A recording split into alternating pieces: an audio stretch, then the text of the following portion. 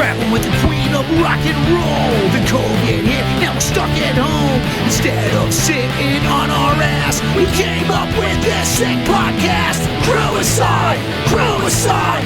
Out of my way, you're in my line. Crewicide, Crewicide. The main four pitch that sticks all night.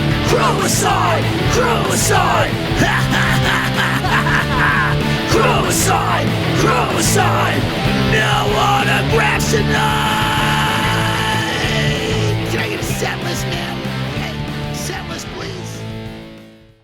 Welcome to the Crewicide podcast, and boy, oh boy, is it a big one. With me, as always, our most excellent host, Annie Stoic. Hello. Of Jackknife Stiletto, by the fucking album. And our very special guest today, Jeff Rhino Neumann. I call him Rhino. You can call him Jeff Rhino Neumann Photography. You can call him anything but late to the gig. He is super production manager, tour manager, tech extraordinaire. The list goes on and on with this man's credits. Welcome to the show. Thanks, guys. Thanks for having me. Yeah, dude. Thanks for coming on. Yeah, totally. How are you doing? I'm good. Trying to just stay cool in this Texas heat, you know. So it's just brutality at the shop right now. So, and is your shop is open? Well, obviously you're doing stuff which we will talk about. But you're open and you're working right now, correct? Yeah, I've been working the whole time, like during COVID. I've been I'm the only one at the shop, so I'm the only one there working and building drums and shipping stuff out and doing that kind of thing. So that's good. Nice. That's good. Yeah. Fucking Mike. Staying busy. Well, And is that at your drum company or at a backline company? Or Yeah, I don't do the backline company anymore. I stopped I stopped doing that. Almost 3 years ago now, at least 2.5 years ago. And do Hendrix drums full time now when I'm not doing stuff with the Descendants. nice. So yeah, so. Here's a little background, ladies and gentlemen. If you haven't already gotten the clue, Rhino is tour manager of the legendary, and when I say legendary, I mean iconic. You could put them on the list of all types of fucking categories. They're up there.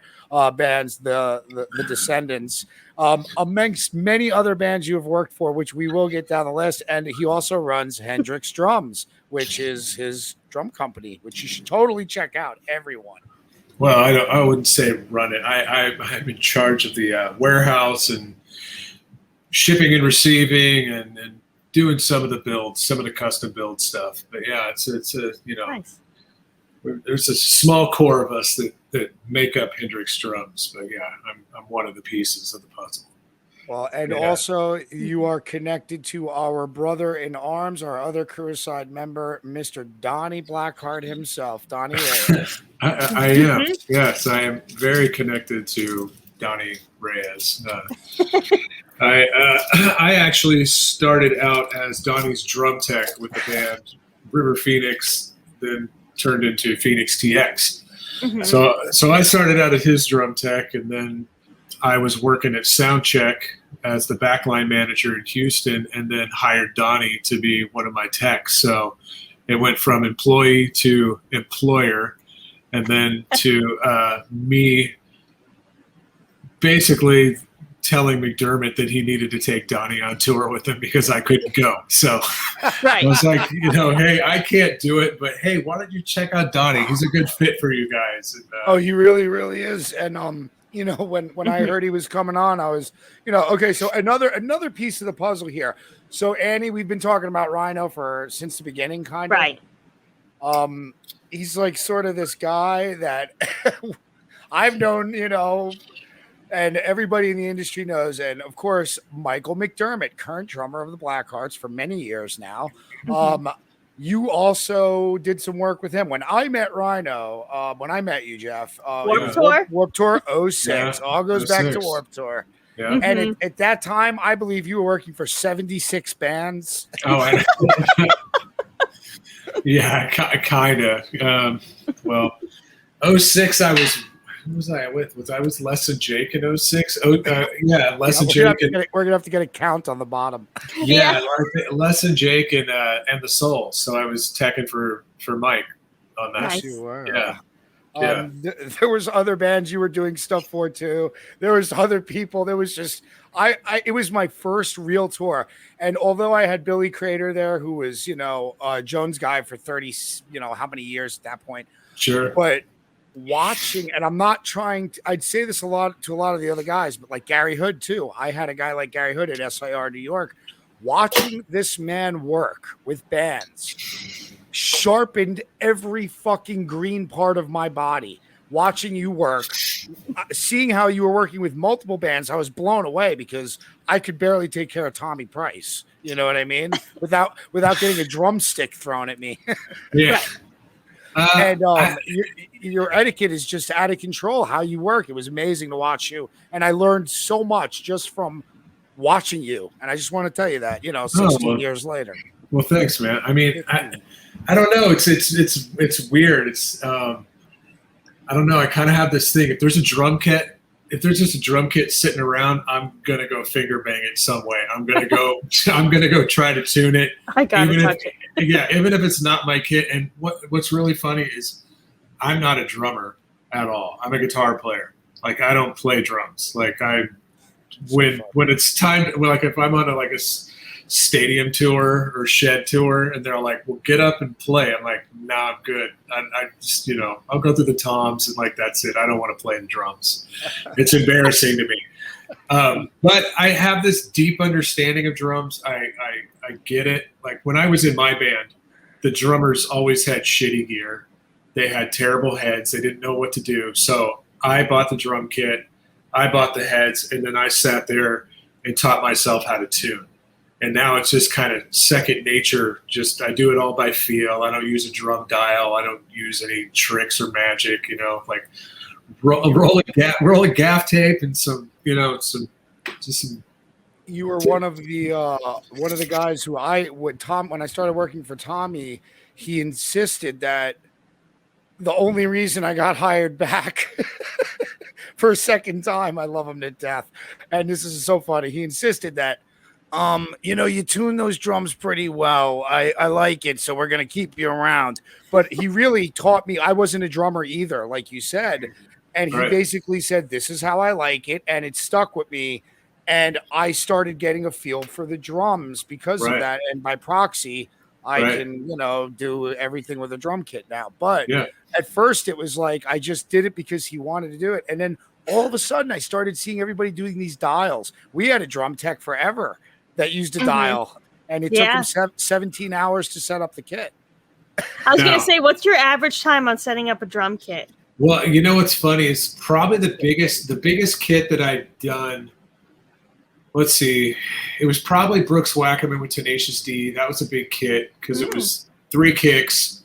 And we did 666, but it was like kind of, he would turn, and it was like a 14, a 24, and a snare, and then it was like the double bass with 10, 12, 14, 16, and an 18, I believe. And then we had a 40-inch gong in the back. And it's on a 4-foot riser. It was pretty insane. I got to experience that. Thank you very much. Yeah. Oh, yeah, totally, you did. But we'll get into that. I mean, that was a pretty big one. But I would say maybe Avenged Sevenfold with Aaron. That was a really big one that I did also. And a funny story about that, when I started with Avenged, I got a call from Dione Sepulveda and Mike Fasano. And they're like, hey, we got this kid. He literally had done 3 rehearsals with the band. And they were like, okay, you're the guy. Now you're going to play. They got rid of Mike Portnoy, and then they brought in Aaron Hille. They flew me to LA for, I think, 48 hours, and I built his kit out on the grid riser to get ready for the tour. And but it was like 14 stands, double bass, it was like all the toms and all that. But fast forward a couple months, I was like, okay, I got to leave the tour, and I talked Jason Barry back into, he was Revs Tech. I talked him back into teching for Aaron, but we were in the process of building the AD rig and getting a rack and everything all set up, right? So they called me to go to San Antonio to do like this video game convention that they were doing a couple songs for. but they were using the rack. I had never seen the rack or anything. And Mike Fasano, I hit him up. I was like, hey, what's up with this rack? He's like, oh, it took me like, I don't know, a couple hours to put it together the first time. Well, we get to the venue to set up in the back, and it's like a, I don't know, convention center. But Nintendo is running their program. So we're setting up in the back with one spot that's like 30 feet away from all the gear in the dark, basically. And I've never seen this rack before in my life. I set it up with my phone flashlight. Oh my God. And I did it in an hour and 15 minutes and called Fasano and said, like, I got it in an hour and 15 in the dark. And the only thing I couldn't remember was the stackers, which way the stackers went. So I have this like really weird kind of connection to drums. I don't get it. I kind of don't understand it really. Like, I'm around drums so much that I remember drums. So like when I moved to LA, I went to Pro Drum, and I walked by the repair department, and there was a gray Orange County floor tom sitting there. I go, oh, that was Rory from No Use for a Name's floor tom, and it's Tony Palermo now, who's with Papa Roach now. And I flipped over the repair tag, and it said Tony Palermo on it. Yeah, I'm kind of a weird kind of Rain Man when it comes to drums, I guess. But I mean, yeah. you certainly made an awesome career out of it. I mean, amongst other things you've done on stage, but I mean, the drums seem to be like, I mean, yeah, your name is synonymous with drums, and in fact, I do believe now you're making custom drum keys. Yeah, we started. Well, obviously, last year everything was just a stall, So drum sales went down, and trying to come up with we were trying to come up with an idea that would work, for people, and came up with custom drum keys. We already make custom badges for drum companies and custom builders and things like that. So we're like, well, why couldn't we make keys? So we just did a Descendants key. Awesome. That pre-sale sold out in 10 hours. Nice. It's crazy. Les and Jake went on sale today, and like, you probably heard my phone just make a noise, and that was somebody buying a drum key somewhere in the world.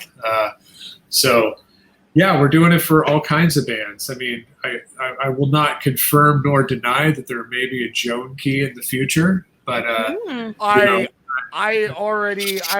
would really like to have seen. The first thing I thought of was one of those.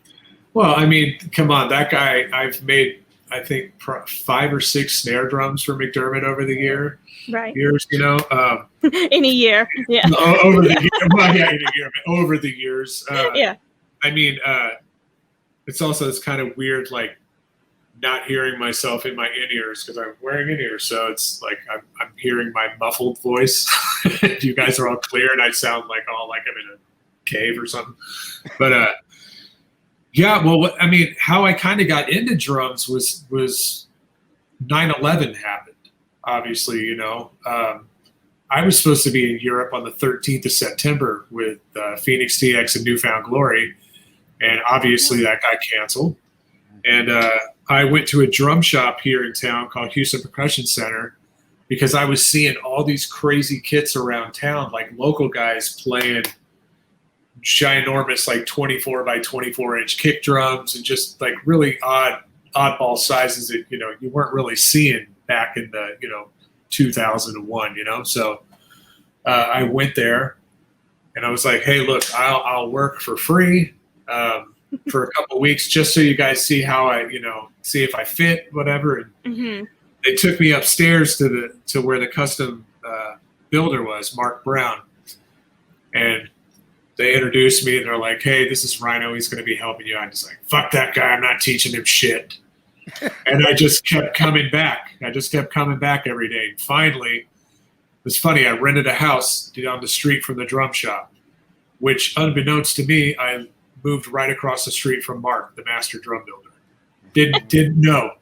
And so then we started hanging out. He kind of warmed up to me, and kind of the rest is history. He's kind of taught me everything that I know. And it's funny. I was texting with him today because I've got a project that I want to work with him on this weekend. So it's funny, weird, but that's how I got into doing drums. Here we are, still doing it. Yeah. There's another key bought, ladies and gentlemen, and we want to hear that sound all night long. Right. Yeah. That's a good sound. That means you're. I should probably turn that off. Like, no, fuck it. It's kind of. We want to hear every time you sell a drum key. We do. It's good. By the time this comes out, I bet you've probably sold many, many more than have already rang. Les and Jake have sold many, many more, or the Descendants. But we've got a bunch of guys. We've got a Buddy Rich key coming out. You know, Cool. Buddy Rich. We got a Charlie Benante key, Dennis Chambers. Oh my God. We have Mickey D from Scorpions and Motorhead. Of course, I have a guitar pick from him. You ever see where he plays the guitar and the drums at the same time? I haven't seen that. Oh, he sets up like a little cocktail kit and he plays an acoustic and he does the kick and the kick snare action with both feet. He's amazing. That's awesome. I love Mickey. We got Achilles Priester. We got a kind of a whole gambit. We've got a lot of big names, and then we've got a lot of punk bands and stuff. I'm starting to talk with Matt from Dropkick Murphys. You know, we're kind of moving up. We're talking that we've sent emails to Armand from Sick of It All. So we're trying to get, we're repping New York. Come on, we're repping New York. Nice. You know. I think repping musicians in general is just, working with the musician and not just being like, all right, well, you're not an A. I think my mind is like, I don't know the relevance of it, but like you'll see like the endorsements from like the highest end, but you're like, we'll do keys with everybody that's, that's accessible, not just A-listers. For sure. Yeah. So it's kind of like, all our sleeve washers. We have an accessory called sleeve washers, which is, McDermott uses them. He endorses them. They're just a washer that keeps the metal on metal contact from happening and kind of keeps your drums in tune longer. And they come in like 16 colors. So you can kind of customize your kit with a little bit of flash, but it's actually a real product that works. But we've got all kinds of players. We got big guys. We have little guys. Like it doesn't matter. We just want, we want everybody to play our stuff and feel like they're you don't have to be the top of the food chain to get on the roster. You know what I mean? Like you could be a smaller band and play. We need a good jackknife on there. Oh yeah, for sure. And I was gonna say, do you do like say one-off things for people that just want to say they're just like a single drummer, just like, oh, I want my name on a drum key? Are you doing that? Or are you doing kind of bigger batches? We have to do bigger batches. Obviously, there's like an MOQ. You have to do 30 keys, and like if you're just doing 30 keys, you got to pay mold fees and then the keys. And so it's kind of expensive to kind of do like a one-off or whatnot like that. But got it. It is possible. Anything is possible. So sure. Yeah, that's very interesting. It's cool. It's extremely interesting. And $2 go to charity. So we try to, we're trying to get money back into the tech's pockets and stuff that were affected by COVID. Nice. Wow. We let the bands pick the charities that they work with or they connect with. So we want them to have a say in where their $2 go. That's great. Yeah. Really cool. And all the links will be posted below and yes, ma'am. Whatever platform you're listening or watching on. Right. Just so everyone knows. So you've been kind of working this whole time, but you do have a tour finally coming up. Are you drum teching or are you tour managing? I am actually both. Tour managing, drum teching, all in the back line. I'm doing monitors. I kind of do a lot of everything. And with Descendants, there's 2 crew guys and a merch guy. So we have front of house and me. And so I'm running around like a madman the whole time, doing whatever everybody needs. And, we run a tight ship, me and Andrew. It's just me and Andrew. And then we have William Wilkie doing merch. And I was just gonna say, here, Annie, you may I was not gonna know say, this I know that connection. You know Wilkie, name. right? Wilkie is a fucking legendary character again from Warped Tour. But here's the funny thing, Jeff. I hadn't seen Wilkie in 12, 13 years, maybe. And another connection to us is Kenny Nishimura, aka Murchie, aka my big toe. I love that. It was just his birthday too. We love you, Kenny. But Wilkie, all of a sudden, I rehearse out of the world's most famous shithole building in Manhattan, they call the Music Building, and it's just 12 floors of every broken dream that you could think of, that every success story that could happen that doesn't, and one or two super really good success stories. But for the most part, it's just 12 floors of broken dreams. One day I'm in the elevator and I'm wearing my Jones shirt because I have 17,000 of them, and the guy with the hat walks in the elevator and he kind of goes, "Oh, nice shirt. I was on the road with her for a bit," and I looked at him and I went, "When?" And I didn't realize it was fucking Wilkie, and he was in New York and he was rehearsing in the same studio, three floors up in the same studio. And he's like, "Warped Tour," and I said, "Wilkie." It came right back to me. He's everywhere and nowhere for years and years, and then there he just shows up in my life, at least. Great guy. Yeah, he's in I think he's in Portland now. Yeah, so he's up in Portland now, and he moved from New York finally. He's in Portland, and I mean, he's working with Pearl Jam. He's working with Bad Religion. He's doing Us. So he's always all over the place. I think he's still doing No Effects also. So I mean, he's just kind of nice. It's always. We're gonna have to at least touch base with him. I have to text him. I'd love to see what he's up to and just catch up with him. He's great. Yeah, for sure. Yeah, Bad Religion. I mean, he's with everybody. Oh, love those guys. Love those guys. I've been on such a Bad Religion kick lately. It's funny you said that. Well, I mean, I was Brooks's tech for five or 6 years. So I was going to say, didn't we see you with them at Hellfest in France? Were you out with them then? Who was I? I would think was I with Rise or I think I was with Rise. I was with Rise when I saw you guys at Hellfest. Yeah. Mm-hmm. Yeah, it's kind of weird. It all kind of just gets blurry to where and who I'm with because sometimes, I mean, I fill in for Chris Barnes's tech from Rise Against every now and again. And, it was funny. The last time I did that, he left to go play drums for the Go-Go's in L.A. They were playing something with like the L.A. Philharmonic at the Hollywood Bowl, I believe. And they called me and he's like, "Hey, I got to leave too early to go to this. Can you come and fill in?" I'm like, "Sure." So I flew out, did I think the last like week and a half or 2 weeks of Rise, flew home for 3 days, and then flew right back to Europe with Descendants. Mm-hmm. I could have stayed in Europe, but I was just, trying to do that mileage grab, gotta keep those status points up, to get the legs stretch. Now we've lost all of our statuses. I know. Except it's funny. I'm flying to New York for the first show on the 29th of July, and it's like you're eligible for an upgrade. Now I'm just like watching first class to see how many seats stay available right now. I'm like, I can lay down on my first flight back. Oh, let's do that. That's better than being crammed in the back. Oh, hell yeah. Oh, so you guys are starting it in New York. That's right. Yeah. I saw the ad for it. Yeah, the rooftop at Pier 7. Beautiful, beautiful venue. I have been there many times. Is it? It's a nice place. I mean, well, with SIR, we kind of were the first, we get a lot of the accounts for those venues in the city. And when they reopened it and redid it, we got the account to do backline for them, and it's just amazing, bro. Nice. Maybe awesome. You'll see me. Probably so.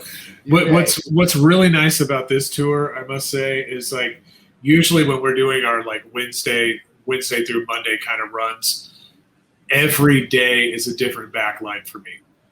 So it's a different kit every day, and doing the puzzle pieces, a 3-piece kit you would think is easy to set up.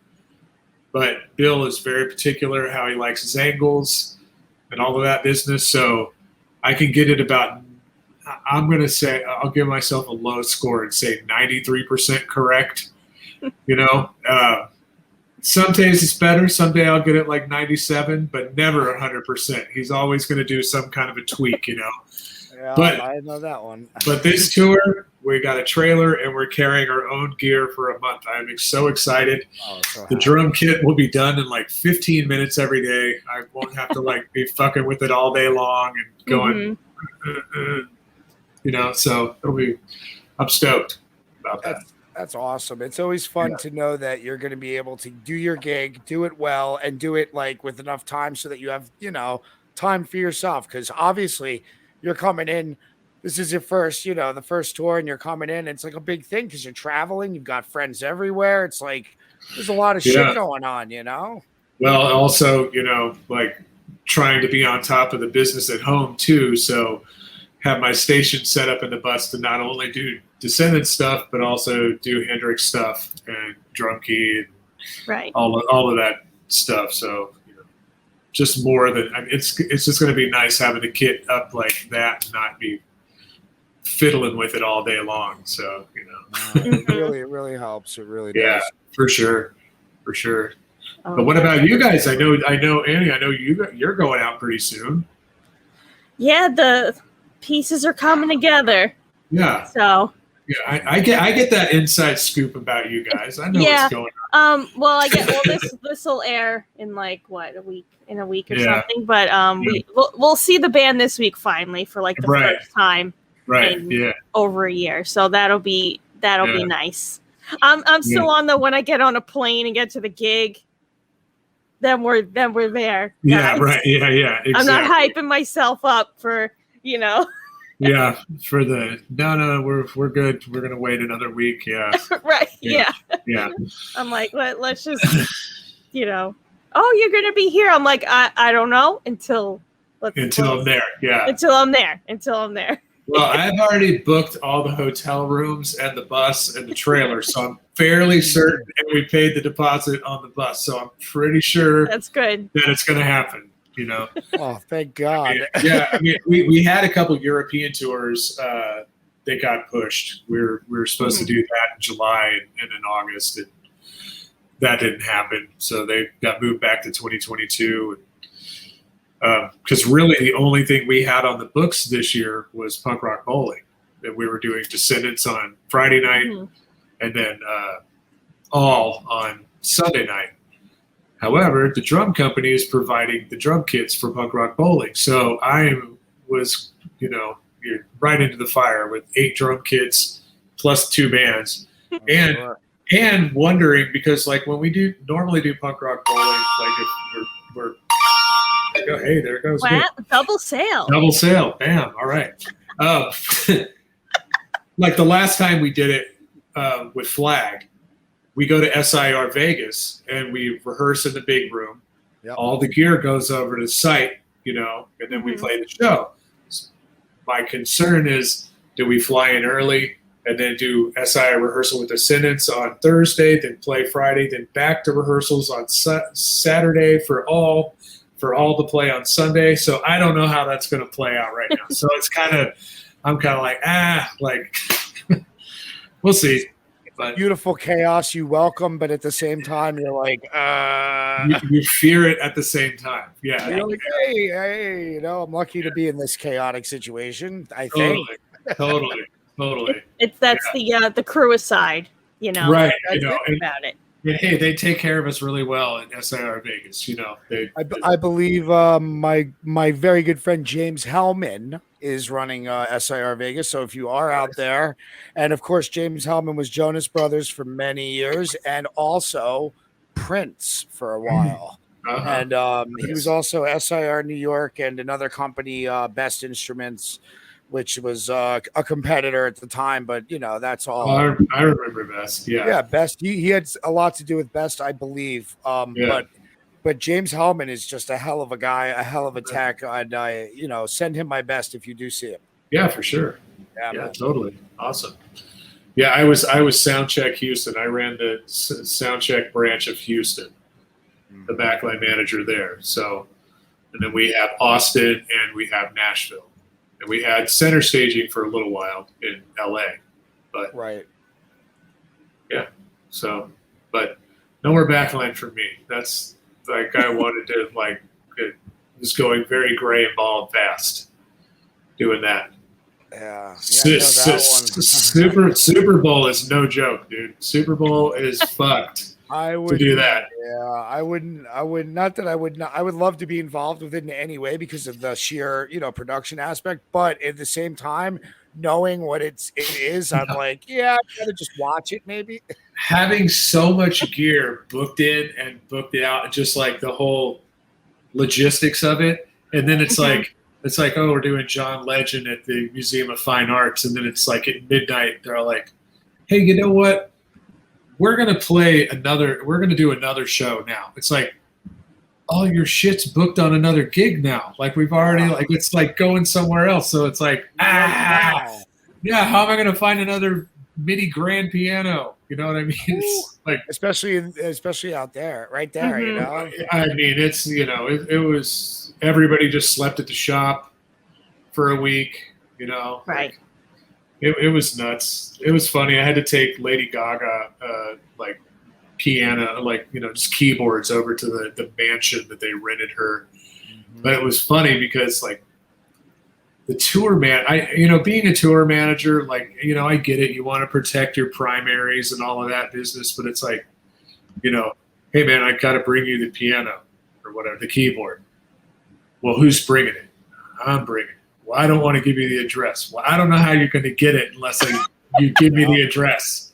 And I go, I'm not sending any of my guys. I'm the manager. I'm bringing it myself. And then you get there and it's like, just put it right there. Just put it right there and leave. It's like, okay, all right. I don't have a gun. Like, there's no gun here, no gun. Yeah. Like, come on, man. Wow. It's like, it's weird. We've done a lot of work with her, specifically over the years. She has residences obviously everywhere around the world at this point. But there's one particular residence in Central Park area overlooking the park that we have to go to multiple times through the years. Sure. And I'd send out the guys and they would come back with some of the strangest stories, just like that. But more like, I guess we could believe it doesn't matter, right? It's like more like the boyfriend or whatever at the time answered the door butt naked and said, "What do you want?" And we're like, "We're here to pick this keyboard up." And my guys basically said, he just said, "It's over there," farted and walked away. Like stuff like that, dude. Yeah. Like, it's like, yeah, really? And then like you go to what you were doing and they're like armed guards at you, It's like so fucking weird with these people. Yeah, it was like, dude, like I've been around all this for many years. Nothing phases me and I don't really care. You know what I mean? It's like fuck, There's dude. a reason like they called you. Yeah, I mean when we were I was with Sparta. When I was out with Sparta, we did the Weezer tour. And the Weezer dudes are super nice guys, but like there was always backstage lockdown before they played. You know what I mean? And it was like, are you fucking kidding me? I just want to walk to my dressing room. Like, I don't give a shit, like, I don't know. Just weird to me. Like, right. Like with Avenged, I think it was kind of funny because I came from the punk world. I had just gotten off No Effects and went right to Avenged, right? And and like, most techs, they don't hang out with the band. It's like they hang out in their station and they don't bother the band. I'm like walking backstage in the dressing room and all those dudes are like, look at me like, why is there a fucking tech in our dressing room? I'm like, hey, what's up? Where's my guy? Hey, I want to talk to my guy. Where's my drummer? Like, and then those guys, I mean, those dudes are super cool. They're super mellow, but it was kind of like you had to like break down that kind of weird barrier with them to like, because they're like they're like into punk music. So like once they figure out, oh, you work for No Effects, oh, you work for Bad Religion, but they're just like want to chit chat you to death about that, So Yeah, I guess we had it like I'm not too sure about it. It was not a good thing or a bad thing, but we had a thing like what you said. Their texts were a bit more different than I guess the band was, but we had an issue with them at one point years and years ago, and it was like, man, all we're looking for is 10 feet of space, you know. Oh and yeah. it was like, oh, such a big deal, but you know, it could have been a bad day. Who knows? You never know about the days, but I mean, also when you're carrying that much shit, you know, that was They like, had a lot of shit. Yes. dude, bro, I'm telling you, like I mean, Descendants, we fly with like 13 pieces. We have no backdrop. The riser's 8 feet from the downstage edge. You know what I mean? Like, we're tight. We don't have any of this extra shit. We don't carry radios. You know, it's gonna be really weird, you know, on this tour. It's like sheds and stuff like that. Me and Andrew are just going like Marco, Polo, you know, like trying to find each other, where everybody else is all like, go for blah blah blah. You know what I mean? Like, I like a radio every now and again, but you know, we just do it so small. It's weird going back to like a larger camp like that, you know, Right. because I'm not used to it. Like Tenacious D was tough because I had come from Less and Jake, where I did everything. Like I did the whole stage. I did all the backline. I fucking did all the toilet paper guns and loaded the confetti cannons and all the bullshit, you know, and all the circus shit, Right. all the circus shit. To like, you just set up the drums and set up the bass rig, and that's all you do. And then I'm like, all fucking day, like this is boring, you know, like, so like I would help with costume changes during the set, and like just do whatever I could do, because I was just like, man, this is so fucking boring. And it was all like Foo Fighter and Sheryl Crow crew, you know, and like it was just weird to me, man. Like, because I come from a world where you just do everything. You're constantly, you know, moving. that's like Warp Tour. You know what I mean? Like, Yeah.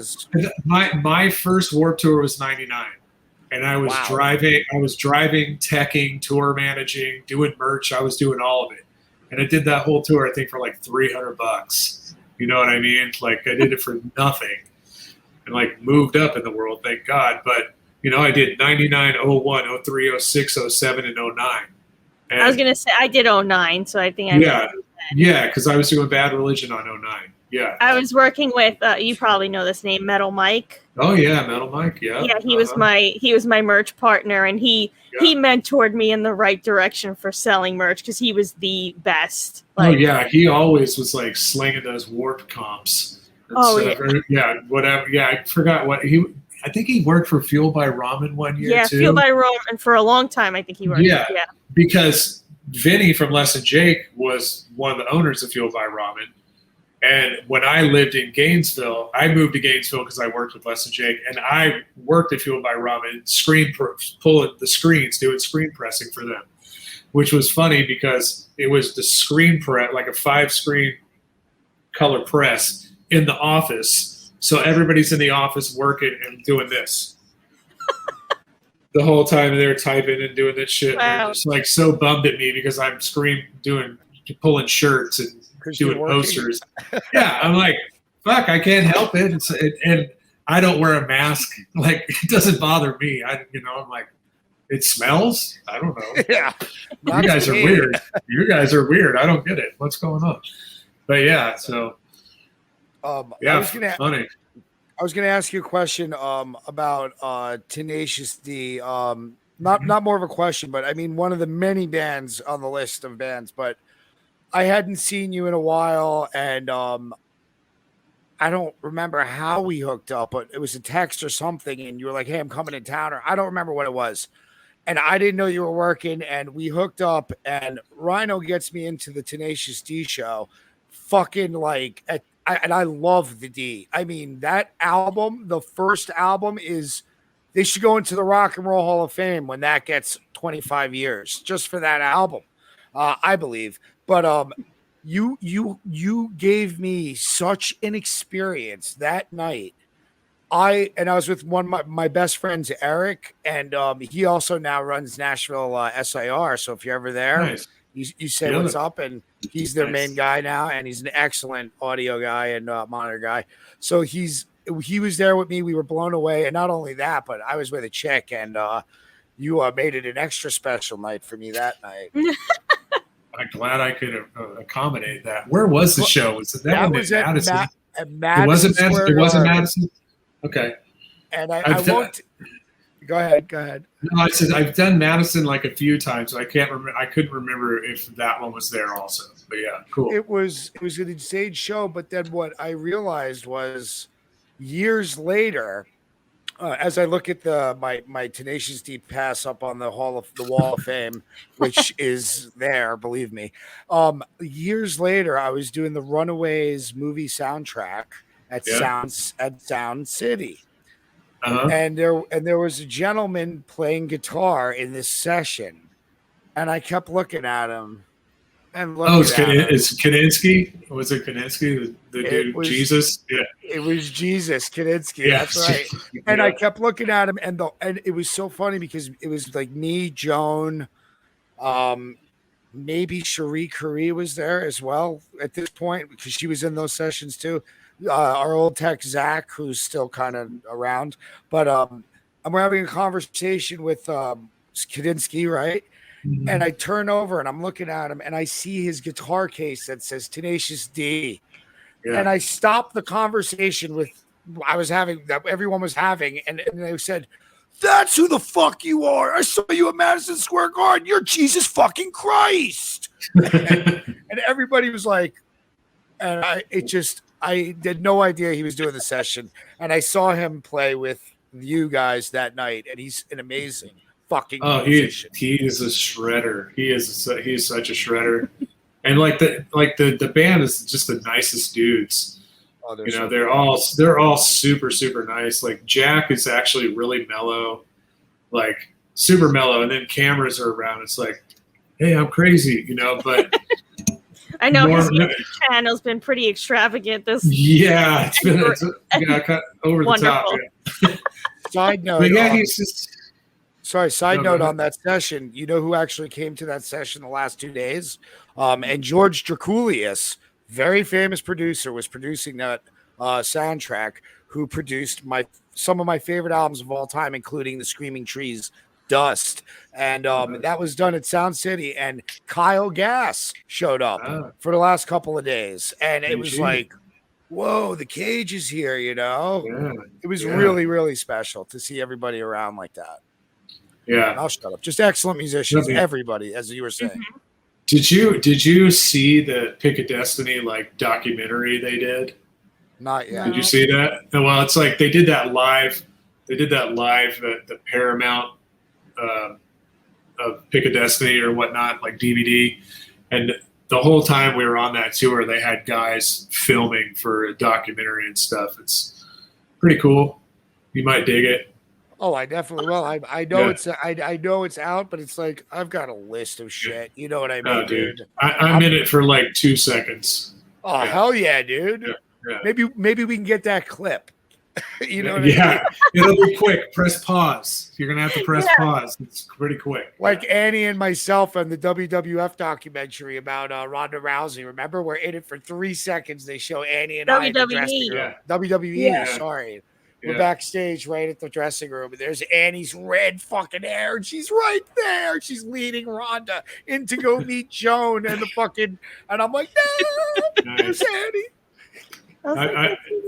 I'm in the NoFX Backstage Passport 2 documentary for probably about 10 seconds. Yeah, I'm in that one. So much fun. So much fun. Limo, I'm sure has made up a lot of time in that one. Oh yeah, Limo. Well, I mean, Limo's retired. He's not doing NoFX anymore, so it's just Rugli's doing that.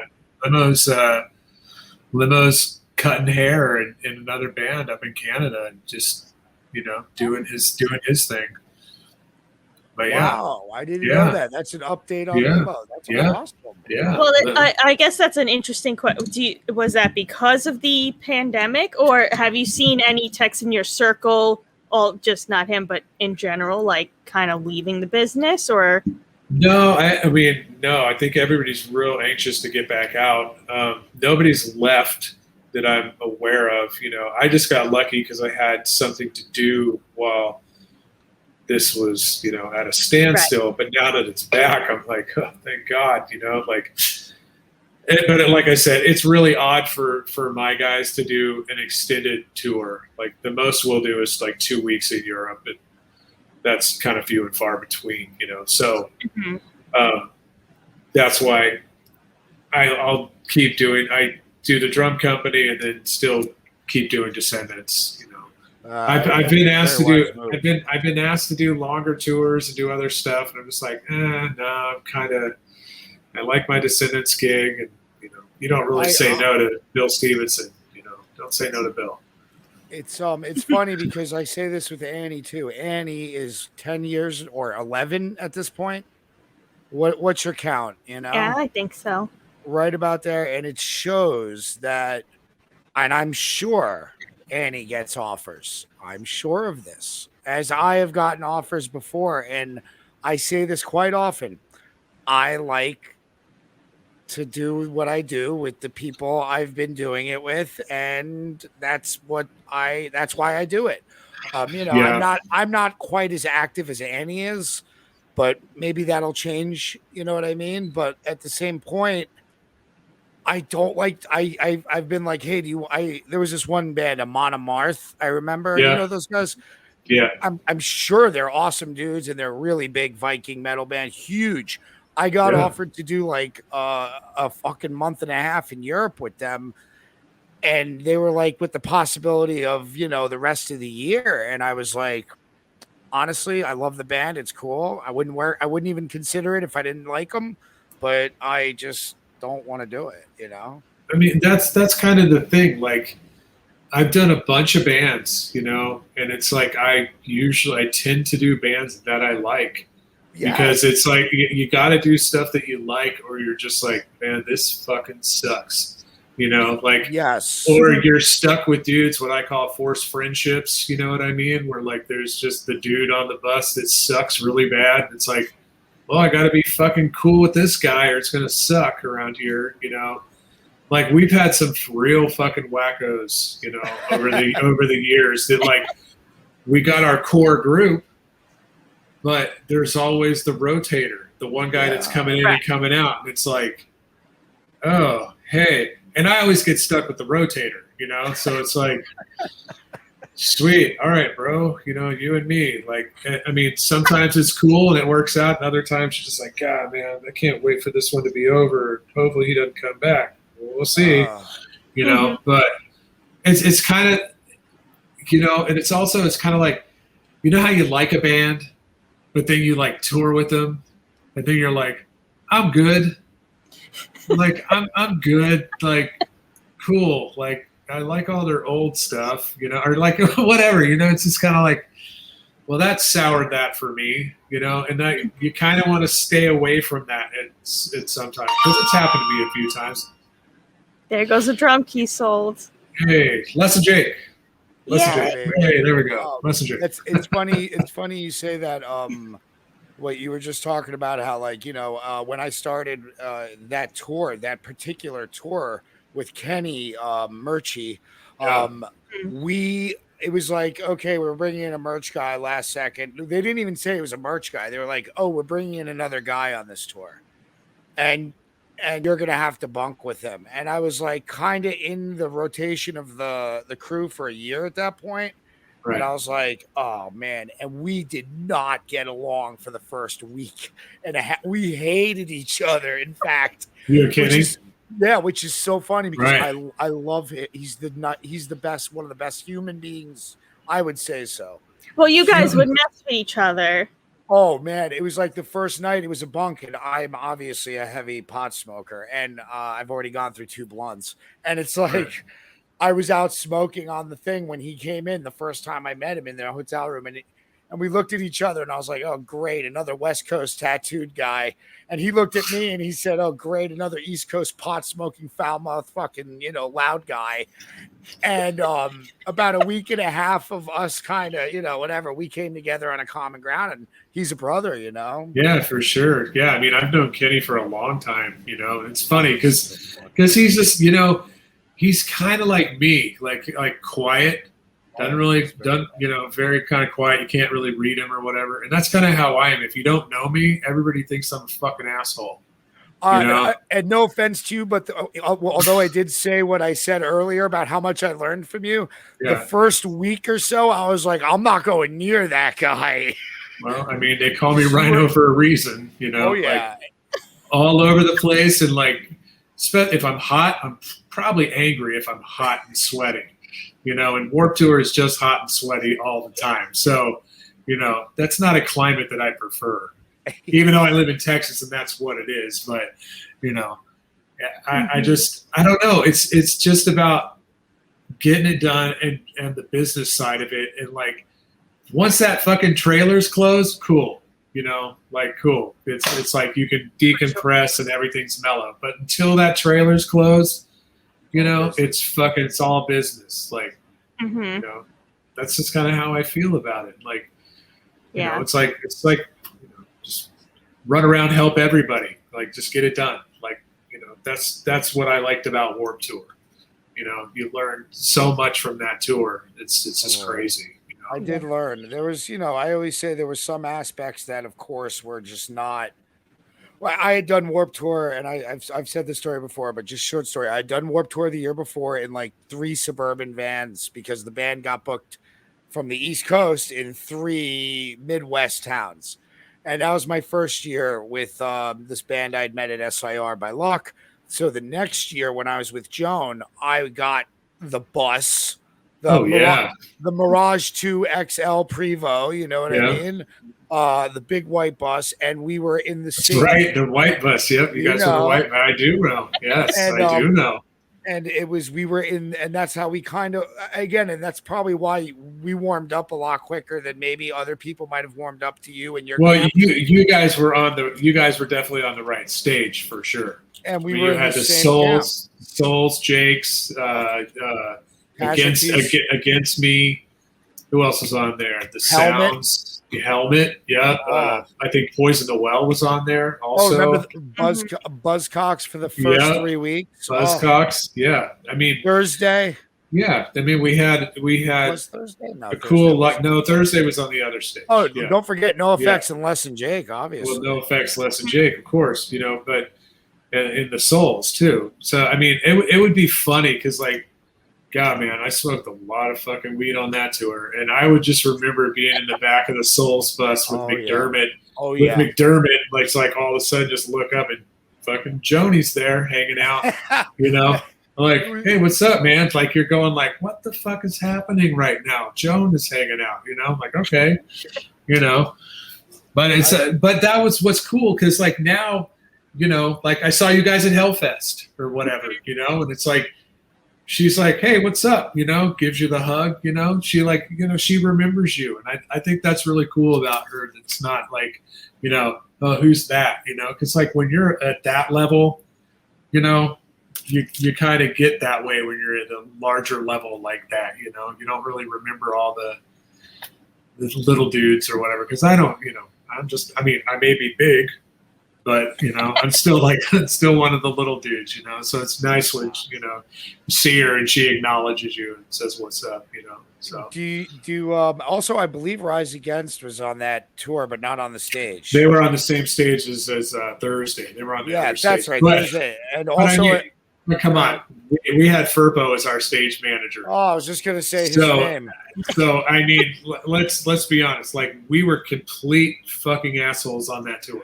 It was great. Our stage was terrible. Best. It was the best, and we were the worst at the same time. Like line up all the tents, plastic everything, and just made Bartertown like impenetrable. So like nobody could come in if you had short shorts on. You weren't getting on stage. Get out of here. Like short like no dudes in short shorts. Like we were we were all assholes on that. It was sort of like a separate government within a separate state, a separate sovereign state. That stage, and I remember Bartertown. This is so fun that we're bringing this up. Our Bartertown, and who was it? It was he became a cop. The second guy, Ricky. That's it, Ricky. Yes, he became a cop, and the pineapple. And Ricky and Furpo, and it was. He told me right away. He was like, "This is how it is, bro." He's like, "I know you're with Joan," and I was not above anything, but he respected everything. But he was like, "This is how it works on Warped Tour. This is how it is in Bartertown," and it's like he made sure that if it's like you weren't in the camps. Like if you weren't supposed to be there, you weren't there very long. You know what I mean? Cool off, bro. Nope. That was Ricky. Yep. That was Furpo. Yeah, and it's funny. He actually texted me the other day. Oh, please send him my love. For sure. It's awesome. Like it's nice to I don't talk to dudes. Like, you got your phone, it's full of all these numbers, but I don't pester people, you know what I mean? So it's like, I don't talk unless, I don't speak unless spoken to, you know what I mean? So it's nice when somebody reaches out that you haven't talked to in a bunch of years and gives you what's up. Yeah, I was going through my phone a little while ago, and I have a lot of runners in my phone that I don't know who or what or when. Yeah. It's just like Bob, runner. Jamie, runner. And I'm like, who knows? There's a lot of them, and I'm like, I'm gonna free up some space right now in my phone. It's like I have a lot of names. I have a lot of names with cities behind them. Like I started doing that. Like last year or whatever, the last time we were allowed to tour, I started putting as much information in as I can. Like if they were a good runner, what place we worked at together, because I was like, there's just way too many people in my phone with zero information. On that Warped Tour on 06, we got runners every day, and so we had a Polaroid, and we would take pictures of the runner with their phone number on it every day, and then at the end of the day, we would rate them and put them on different boards with if they sucked or if they were good or whatever, they got rated, but it was always like, click, there's your picture. Now we know who you are. We have your information. Don't fuck us. Yeah. Awesome. Well, thank you so much. And everyone, thanks guys. Check out the description below for all the links of the drum keys and drum companies you're working with. And don't forget to subscribe, all that fun stuff. And we'll see you next time. Thanks, guys. Appreciate it. Thank you. Be in touch, Rhino. All right. Talk to you, brother. Yeah, man. I'll talk to you guys soon.